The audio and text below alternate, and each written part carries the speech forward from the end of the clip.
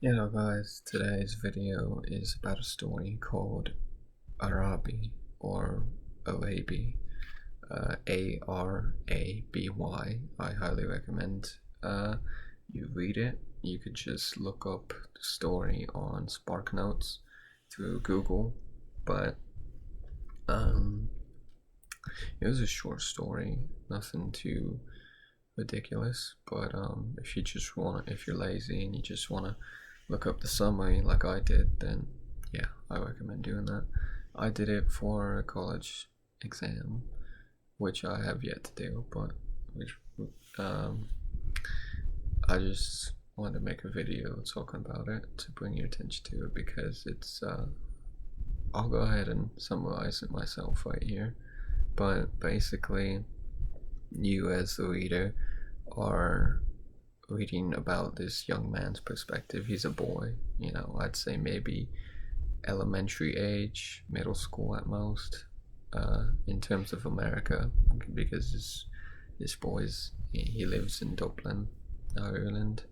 So anyway, there's a little boy, and well, it's made clear, all he does is go to school every day, and he does his best, and he goes shopping and this and that with his parents or grandmom or whatever, and he's got his daily thing, just like the rest of us.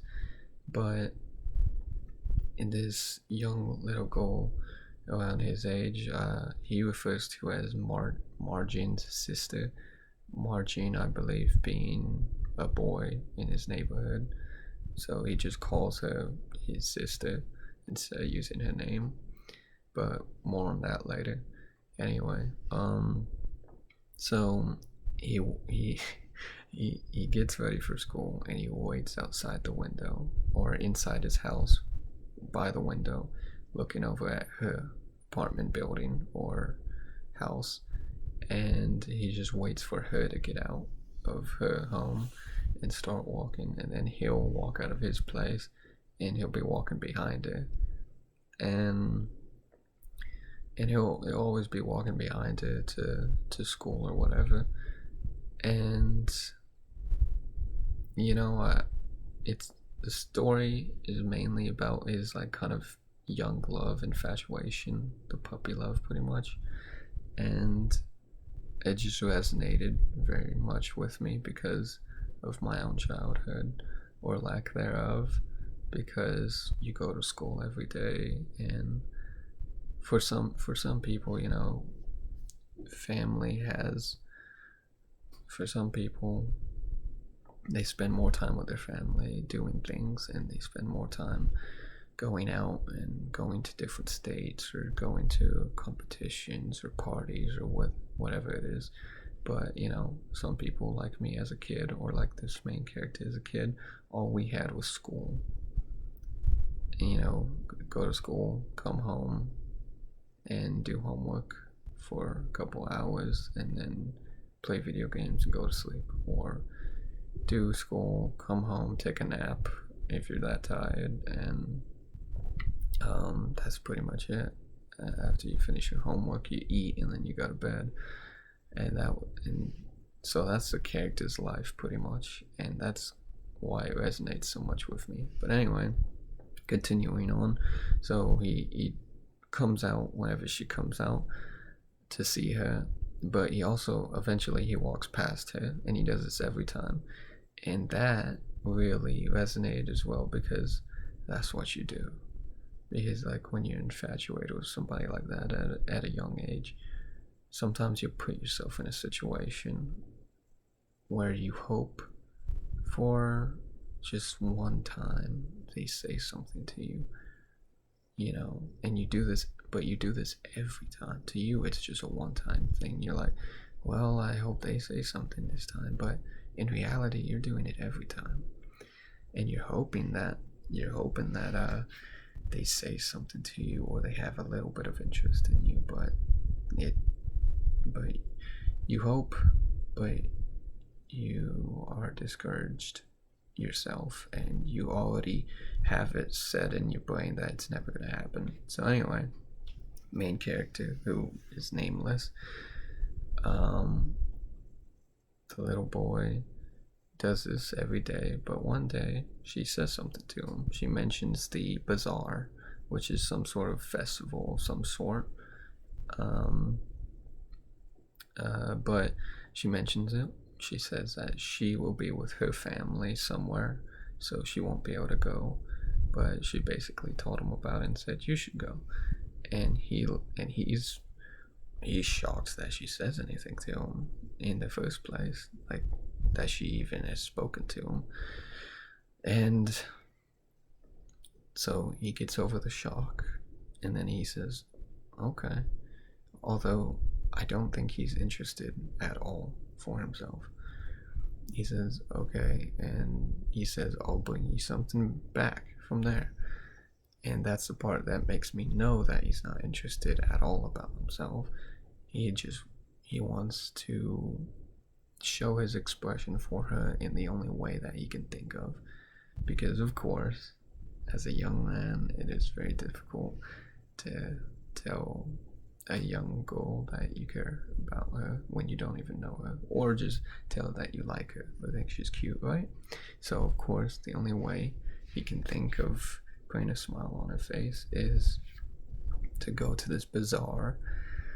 So he says he'll get her something. And so the next couple days, he's going to school. He's at school, can't take his mind off of the bazaar, already thinking about it. He's at the store, thinking about, getting her something from the bazaar. He's at home thinking about it, and hours are just ticking away so slowly, more than usual, because he's thinking about the bazaar the whole time. So it just goes to show you how the young mind works. But also, like, I had a lot of instances where I was in the same position, where I especially my last relationship, but you see, I think it shows a lack of growth, because this is a young man, a little boy, you know, with his little sweetheart, his crush, and he's having these like panics, or not panics, that's too harsh of a word, but he's getting nervous anyway, thinking about how to impress her, how to make her happy. And I felt that same way in my last relationship. I wanted to do anything, absolutely anything, to put a smile on the face and make her happy, make her laugh, and this and that. So what I'm saying is, these are the things that kids go through. But as we're getting older, it dies down, it goes away, because you end up doing these things for people. And anyway, let's get back to the story. I'll get back to that. Anyway, so the boy, eventually, it's the night of the bazaar, right? He already talked to his uncle about his uncle taking him, and his uncle comes home late. Not too late, but late. And he comes home with Frank, talking about some story or something like that, which is important to the plot, but sadly I can't remember.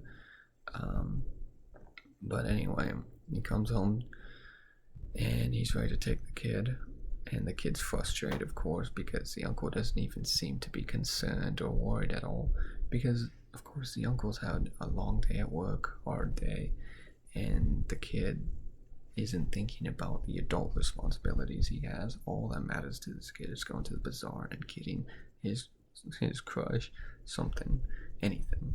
So anyway, they take the train there, and the train takes a while.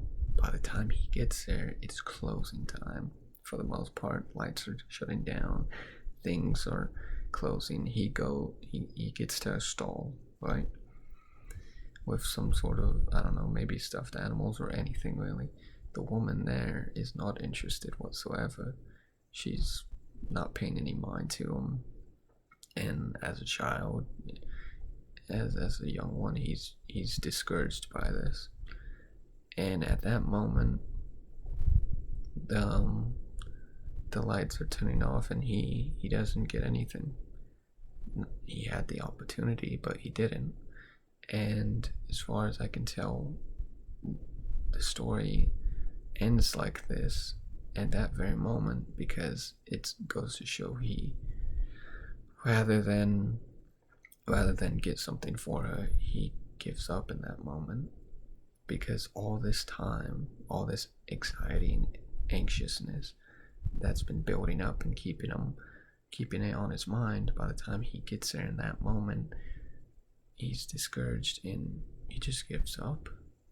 All those feelings just go away and feel as though they were in vain. And I've been in the same situation before, not only as a young kid, but I'm 20 now, but I had that same feeling when I was 19 and 18, which, I think it might be an issue, because this kid's lucky. He learned a lesson when he was young, but me, I learned that lesson. I had those feelings when I was 18 and 19, those realizations of you can stay up all night thinking about how to make someone else happy. You can how to do this for them, how to get them this and that, to express yourself and your love. And then when you get there in the moment, you give it to them or you don't give it to them, either way, and your feelings go away.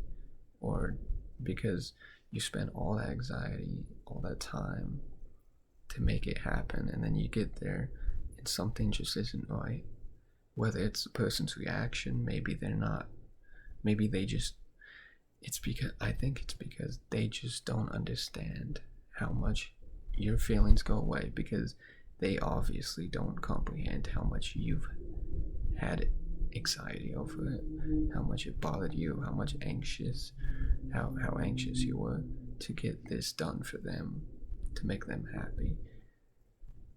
Even if they smile and laugh or say thank you, even their appreciation just isn't enough sometimes. And that's not exactly, it's not their fault, but it's not good for you. It shows that you put yourself in a situation that you didn't need to, because the boy didn't need to say, hey, I'll get you this. Because really, in reality, especially when girls are young or you're young, I think any younger person would just appreciate a compliment or a conversation. So he literally could have just sat there or stood there and talked to her for a little bit, or said, hey, you're pretty, and then just walked off, being the little kid he is. And that would have made her day. But instead, he promises to get her something, which stresses him out a lot, because he doesn't need to get a gift to impress her. If anything, talking to her and getting to know her will be enough. And if it's not, then it's not. It's not his loss. And this boy, there's the learning the lesson, right, which happens, and then there's the other choice, which is just to give up. Well, the positive is learning a lesson from it, right? But at the end, the story just ends there. Ends with him giving up, essentially. He loses feelings or aspirations of doing this for her for whatever reason, and he gives up right there. So the story ends like that. Not him learning a lesson, not him thinking about it more, because he's a child. He's not going to think about it more. He's not going to read into it the way I just did, because he doesn't understand everything or his feelings yet. Although, it leaves things up to debate. Maybe, obviously his character could go on to grow up and learn the lessons of values and this and that, but also the boy remains nameless, and the girl is just referred to as, the friend's sister.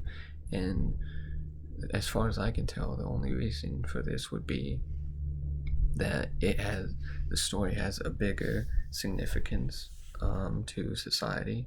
It's to say that this boy is just another boy in the city. He's just like every other boy in the city, and this girl is just like every girl in the city. Because from the outside looking in, big picture wise, this is a story about society in Dublin in those days, saying that, and also with the uncle. The uncle works hard every day, comes home, nothing is on his mind, really nothing, so he's not bothered at all about getting home late and taking his nephew or whatever somewhere late, because that his life is work for the most part. And the kid just goes to school, and that's his life. He doesn't do anything extra. He's not like the girl. He doesn't go out with family to do these things, maybe, that she does. And their girl is just supposed to be a representation of other young girls their age. So, it's a thing like society. It's like a story of society, the same way animes are, in a bigger picture, a story of society in Japan. How the most animes take place in childhood or teenage years, because that's the highlight of their lives, right? Because in Japan, just like in China, but in China I don't even think they enjoy their young years, but anyway, in Japan you're given so many more options to do things and activities in your youth, because they want to give children that good, enjoyable, fun childhood and young years, because they know when they grow up they're gonna feel like just another cog in the machine, because that's how Japan's world is. I mean, to them anyway. Most of the adults are depressed, or they just, in America depression is different, but in Japan it's not really depression, I don't think, because they get out of bed and they do things they have to do. Unlike some people in America who just lay in bed for a couple hours and then they go to work because they're just too lonely and depressed. But in Japan, they just don't see an after, They know what they have to do, but they're not thinking about what they can do in the future, because it doesn't really feel like they have one.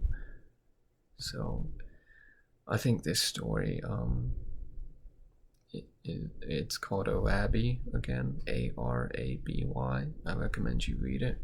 At least look it up on SparkNotes, and it's interesting. And I'll probably do more videos reviewing other stories that hit close to home.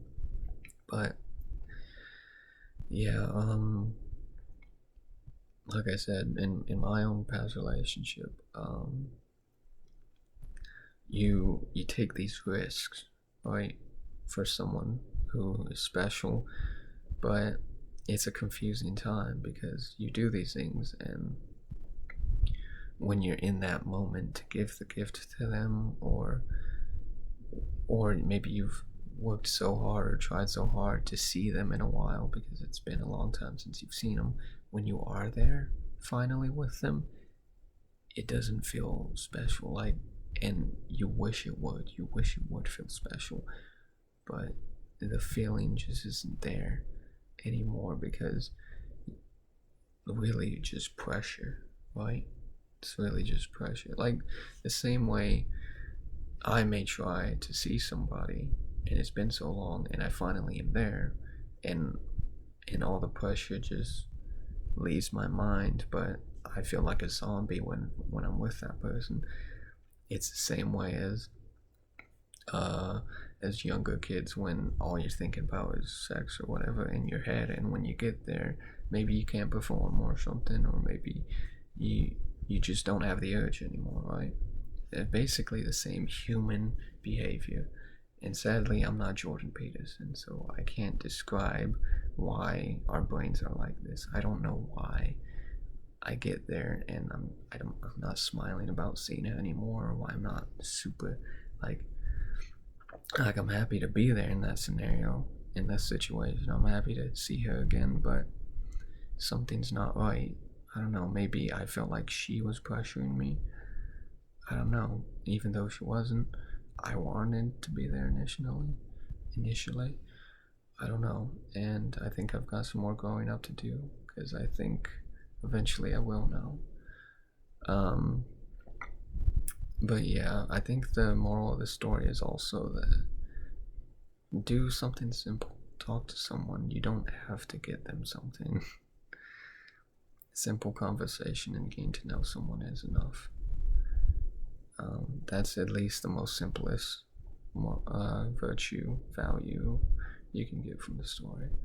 So, I hope all of you have a good rest of your week. I'll see if I can get another video out for this week. If not, then you definitely know that you're getting one next week. So, yeah, thanks for tuning in, and I will see you in the next one. Bye.